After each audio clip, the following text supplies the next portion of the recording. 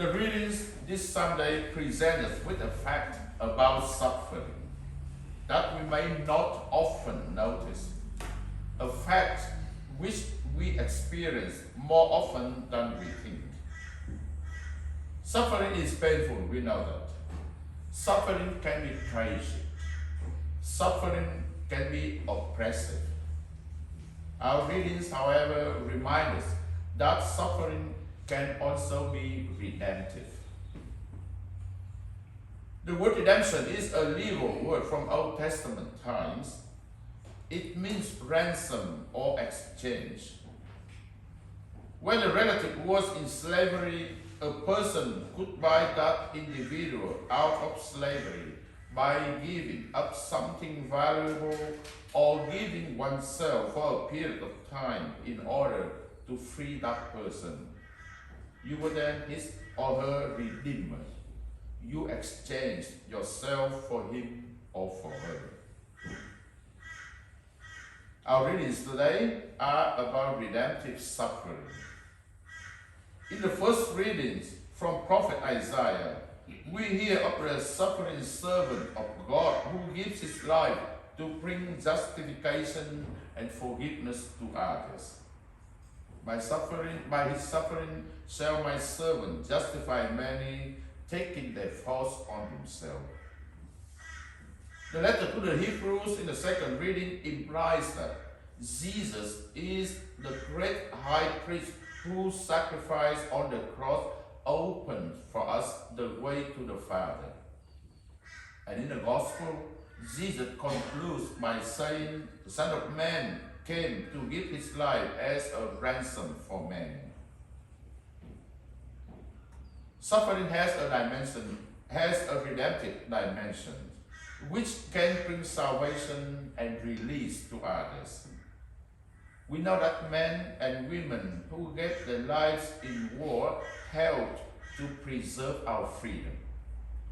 We know that people whose death in what seemed like senseless tragedies have caused us, as a result, to examine and improve how we build, how we live, how we drive, how we travel.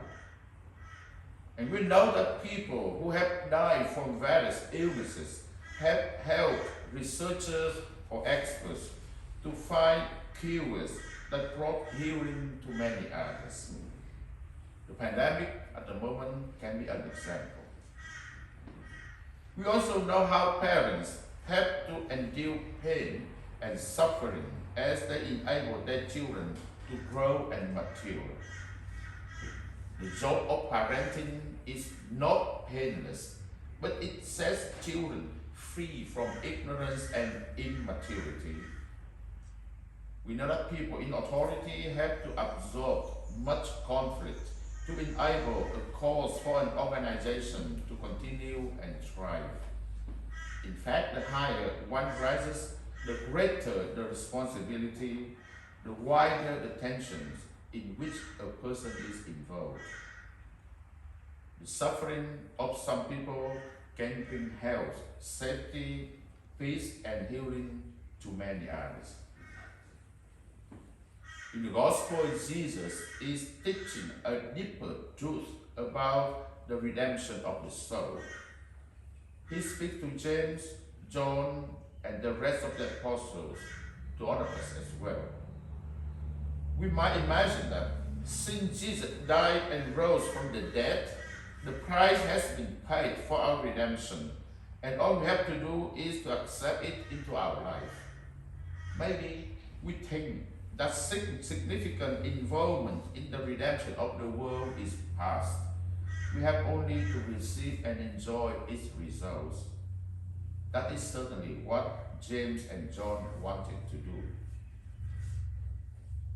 Jesus tells the apostles and us that bringing his redemption into the lives of people is part of their mission, their discipleship, and of our discipleship. We are not supposed to be simply consumers of Christ's redemption. We are not supposed to be spectators of Christ's work of redemption. We are to be partners with Christ in spreading the work of this redemption, and that entails some suffering. The Lord says, the cup that I must drink, you shall drink. So how do we bring Christ's redemption into the lives of the others?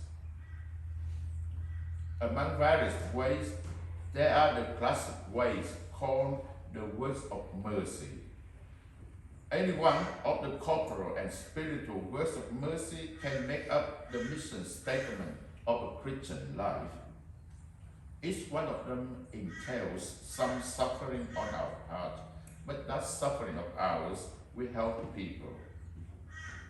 One way to do this is to support the Catholic mission.